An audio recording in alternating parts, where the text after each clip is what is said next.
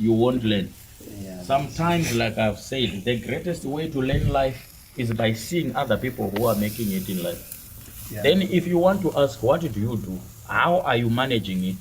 Mumkomana wako Zimbabwe kuzvichava noko ainza anuya uyu akaita mudeveri akaita mucolored man uyu aimba give them all akaimba album yake imwe yanzi munozvigona sei right unoda kuziva kuti why are you where you are now. Some other people had not been to school like kuchikoro kwawakasvika but they are making it in life.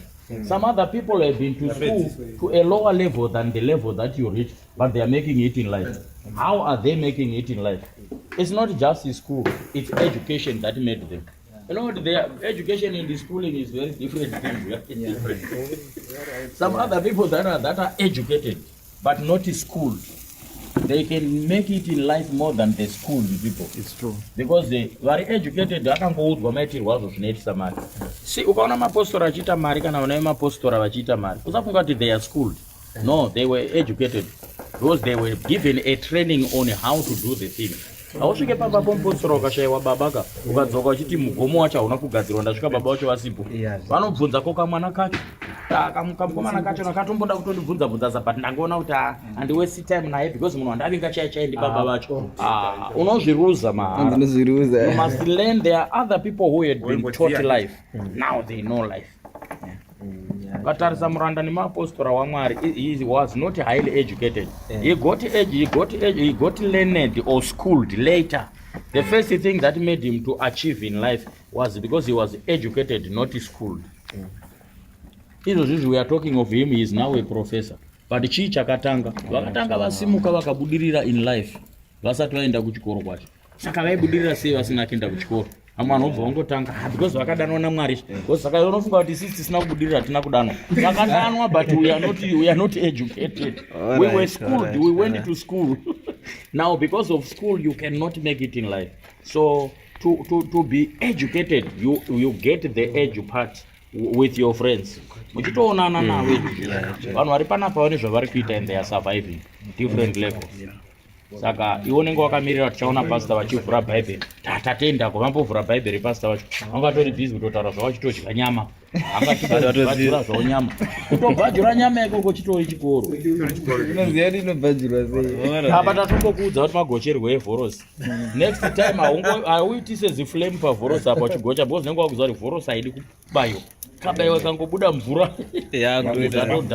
samubati vakomana vaya kumalawi vanogocha pazanzibar vaya vane degree kana diploma rokugocha no vakangodzidziswa chete kuti unogocha so hazvina bhuku but izvizvi they are making a living kana kugocha pazanzibar ati unotosvika paya vanotokuskerera nyama yae nekodhi yenhema panofana kuisa kodhi inotaura kuti chicken ineta 27 rand per kg ivo vanongoisa kodhi yokuti zvidhakire wewe 47 rand per kg wotoziva kuti ndimwe 27 rand ndeyavo ivo unofunga kuti vanoramba vachiuya kubasa everyday paya unofunga kuti vanotambira mari inokwana kukwira taxi vachiuya kubasa everyday haikwani mamai aya unoona aya achifuta aya achichinja majini nemahairstyle unofunga kuti mukomana aya anovatambirisa mari yokuti vatenge majini avanopfeka ndeyeteki kaya anodhura but unofunga kuti vanoatenga nemari yavanotambira paya no unofunga kuti rendi yekumba kwavanogara vanobhadhara rendi yo nemari yavanotambira paya haikwani. So how are they making money? Pamwe pacho vanongokuskerera nyama skero yotokuudza vanongoisa kodhi yavanoziva kuti kodhi iyi inotaura kuti kg is 70 rand right but iyo kg chaiyo inenge iri mari vanenge vachiziva kuti kg yedu panapa inenge iri pa 50 right. Saka vari kuziva kuti paevery munhu watenga pane 20 rand yedu saka 20 rand iyaya inenge ichinyorwa pazuva vanotambira mari yakadarika muridzi weshop. Chii chavakaita vakadzidziswa chitsotsi achidzidzwa kuchikoro kundogara kundoti imi mama grade 7 imi mama grade something no chitsotsi unongoratidzwa ipapo unopinda so kana mapinda so mahwindo ealuminium kuti usanzwika kuti pane munhu ari kupinda unoribaya so karibaya wakadai so unobva watoriona kona yakati inenge yavhomoka you push it like this it doesn't need you to be grade 1 or grade 2. The prominent thieves that were in Zimbabwe, and you would ask kuti vanachidhumona namasendeke. Many people thought those guys were police officers or they are ex-soldiers. No, mazimba, mavitori, emagutu. Kwai vangosangana vachingoita nyaya chete vachitaurirana. vanhu vekutanga kunzi vapaza pachikurubi maximum prison vanhu vokumasvingo vasina kana training yechipurisa vasina kana training yechisoja ndo the first people andone price yakwamiri yako saka vakazvishaiwa kusvika ini we want to know these people ndo type dzokuti kana vakanzi vafa kana madhokota achinzi anotora brain dzacho enda nadzo kundoningira vaya vanotorwa chete brain dzavo kuti vakatorwa chete brain dzavo why the third person wokupwanya pachikurubi kuti abude vana musariri vaya vanhu vemagutu futi. What did they do those people? Havana chikoro chavakaenda kugara vachigocha nyama vachitaurirana how to make it in life. Vachitinova sei vatoudzana zvekuba kwavo ipapo vatopedza vatendi vakutonosvika vakutoba jere rinobudwa sei vakutoroga iwo chimbondiudza ikafunga kuti magudhu mana uya uyu nabesta unofunga kuti zvavakaita zvese zviya papa paifanira kubudwa mamillions ka paifanira kubudwa mamillions but pakatreswa maaccounts avo pakaonekwa pakabuda mari isingasviki 200,000 yeah, very small amount. Saka vakazvigona sei zviya kungoungana matsotsi otoudzana. Saka ndisa kuda kuchitaura kuti we are children of God. Hatiti utsotsi but tinofanira kubudirira. Unobudirira sei usingadi? Unobudirira sei usingaite utsotsi? Unobudirira sei usingadi? Ndo zvacho pateta kugara pasi takutotanga kutoudzana. Maria unofunga kuti aisevheki vamwe vanotokutaura ndakasevha ndikabudirira. I've seen people vachienda kumusha muna December muya. House girl. Atinobhadhara 2,000 rand vanoenda kumusha vane grocery rakawanda kudarika rako iwe unenge uri busy ngochema zvinhu muSouth Africa zvakutotaka zvatofanana nawo nezvakaita kuZimbabwe uchidrive mota yako uchienda uri kudrive munhu akabata mari yakawanda kudarika yako but akaiwanepi akatambiriswa newe iwe unotaura kuti 10,000 aisevheki mumwe munhu ari kutaura 2,000 inosevheka kuona panopera gore rakupera akasevha akamboispina akasevha akamboispina pamunozondoyambuka anotokunzwira tsitsi. Ndakambodzoka kubva kuZimbabwe ndichibva kugomo kuvhumba kuprayer ndimi dzakati ti anoending yakati ti diesel handina kutengerwa diesel na Patricia ndakatambiriza akatonditengera kanzi anoded ndoda kutengera diesel ndichiyambuka ndazosvika kumesina pandaona tumari twangu ndati anorega ndobatanidze mari kanoded I was not borrowing you no I was ministering to my God ndoda kuti mwari andipe zvangu nyasha tatopedza tengi rakatozara makutorova mota akatonanga kuvelcom kwakutoenda how did you save and your money is so little that's making it in life other times you need just to be there then you hear how did you make it.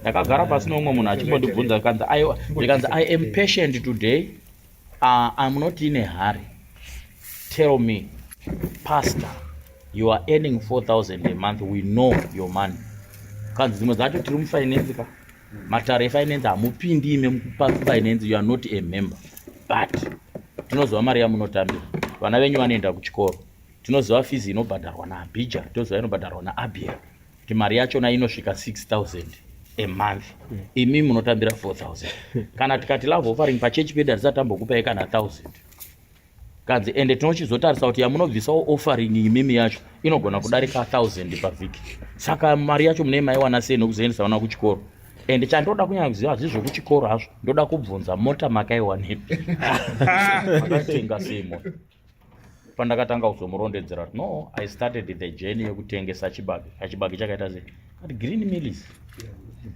ndikati atonoziva kuti handibatirwi VAT chibage changu chiya kungoenda kuprazi ndototenga ndatopedza kutenga ndotopuwa mari yangu ndatopuwa mari yangu change yangu ndatora chibage changu ndakutenda ndotinotengesa 10 rand saka mota yangu kana ndikaizadza pamwe ndinotenga miguri 2,500 times 10 imari 25 ndikati saka kureva kuti ndechiziva kuti paload yangu ndine 20 to 25,000 every load yandee ndatoningira muri kuda kutira kuti kudini kati aiwa ndikutombokuudza zvandinondoita but apapa handina musika pandinondopaka paroad apo ndichitengesera apa handibhadhari mutero iko paya imota yangu yandingori nayo yadirwa fuel then ndotosvika ndotopaka ipapo kati ende mota yandakatanga kutengesa nayo haisi yangu ndaitengesa nemota yandakapuwa nevamwe elder vangu kuti ndidini ndihodhe chibage ndahodhesa chibage ndonotengesa chiri mumota imomo that's how I started ndapedza kutengesa ka3 ndakabva ndawana mari yaikwana kunotenga Nissan hardboard 60,000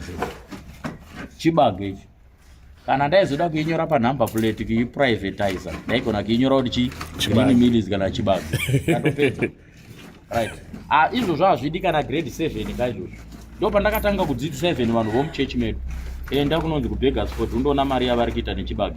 Undoona dzimba dzavavaka nokutengesa chibage. Hazvidi kana grade 7.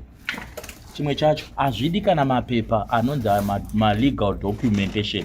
Zvinongoda munhu anogona kuteerera. Makati makaita sei atopedza. Wesi some other people who are well acquainted with the languages. Ina handigoni language dzemunomu ndomoita zvokusunganidza.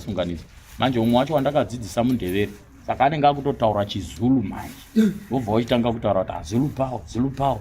Ipiwa munhu anobva kuBulawayo uko kwakunotopisa nezuva kwavakatiza namo. But atova nemba. Vana vake vari kudzidza pachikoro chiri right. Ane license. Akutenga motikari yake. Apedza kuunganidza mari dzinomusoro. Akusi haasi grade 12. Kudzidza life. That's important. Pamwe pacho vakomana tinononokera zvinhu zvedu totadza kuita zvinhu zvinogona kutibhadhara mari. Woita zvinhu zvinokudyira mari every day. Vanhu vamunoona vachitotengesa chibage imo mutauni muyamu yavakagara vane chibage vaya.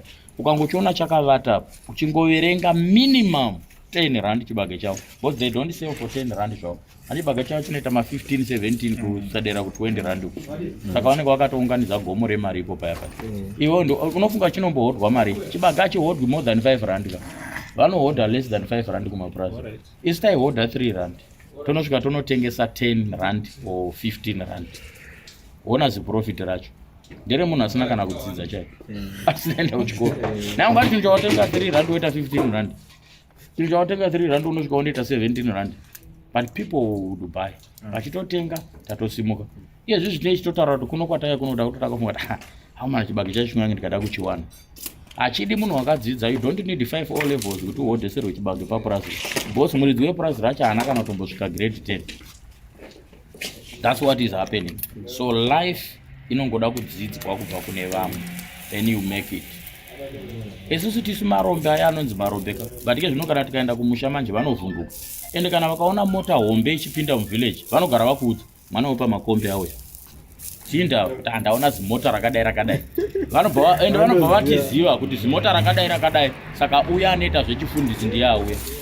Vakambotanga vachambotaura kuti anoita zvekuvhara vanhu kumachechi uko, anoita zvekuvhara vanhu kumachechi. Ndopa vakatozoona kuti tiri kutotora dzimwe hama dzavo tichitodzibatsira kuronga life. Taunza vanhu vakawanda mumaraini vatakabatsira kutoresa passport kuti auye kuSouth Africa nekumudzidzisa life. They are making it in their own lives. Ndo vari kudzoka vachizonoudza vamwe. Musafunga kuti mari dzekumachechi kadziya. Havati mukomana we, havati. Nona mota yake enda kwakati inodzoka yakaloda chakati. Mota yake enda kwakati inodzoka yakaloda chakati. Now we are also doing the same, we are hustling. Mchandoona ndakuya nemota yangu. Wotozoona rimwe rauya nemota. Kuti makamboita sei? Makandodi. Asi akaromba kari mwana wake kuti no, he works hard. Saka I want to say to us boys, don't bling without anything. This is the life kune vamwe vanhu. Makazvigona sei? Takaona musikana anogona kugadzira window frame. Anonzi anouya Patricia. Safunga kuti akaenda kuPolish. Akaenda panana bhudhi vake vanogadzira izvozvo. Kwakutopedza kwakutozvigona. Rodhura munhingiri aluminium. But ari kutogadzira. Kana akazoti ngware mbichana achatanga zvakewo. Chavataura kuti bhudhi ndokumbirawo mundisponze ndinotanga zvangu. But kana akangozvitanga iye ari munhukadzi anomaketwa zvisingaiti. Uyamuone mukadzi ari kugadzira mawindo. Atosimuka nele.